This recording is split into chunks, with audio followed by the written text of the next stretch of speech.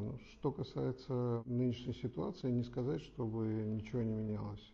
Мы можем вспомнить как пример это историю создания, возникновения вообще градостроительного совета при мэрии. Там происходит публичное слушание, потом горожане, все мы узнаем, что такой-то проект был принят, такой-то отклонен, другой проект, там в другом проекте произведены какие-то изменения. То же самое касается реконструкции улиц. Здесь нам нужно произвести такую же маленькую революцию или реформу. Получается, что на каждое строительство любой архитектурной конструкции, там самой маленькой, вы должны принести как бы на утверждение проектную документацию, есть некие нормы, стандарты, правила, по которым наши соответствующие государственные органы утверждают эти проекты. Но что касается реконструкции улиц, никакой проектной документации нет необходимости делать. Вот так, таким диким образом, почему-то, не знаю по какой такой традиции, у нас заведено реконструировать улицы.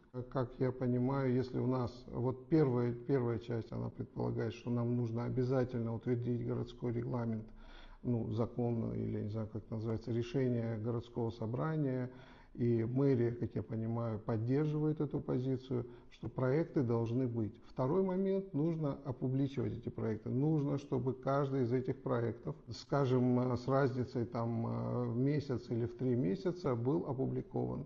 И все желающие могли ознакомиться с этим проектом. Мы обсуждали это тоже с главой города, и он позитивно отнесся к этой идее о том, чтобы мы ввели такой городской закон, да, который обязывал бы, с одной стороны, как бы проект готовить, с другой стороны, этот проект делать публичным. И в течение месяца любой желающий может заказать любую независимую, какую угодно экспертизу, дать какие-то комментарии, дать предложения, еще что-то. И тогда мы точно будем знать, что без учета общественности ничего делаться в городе не будет. В ближайшее время мы обратимся и в администрацию, и в городское собрание, и мы надеемся на быстрый положительный отклик, потому что это снимет головную боль с их плеч и также даст полную ясность горожанам, что происходит.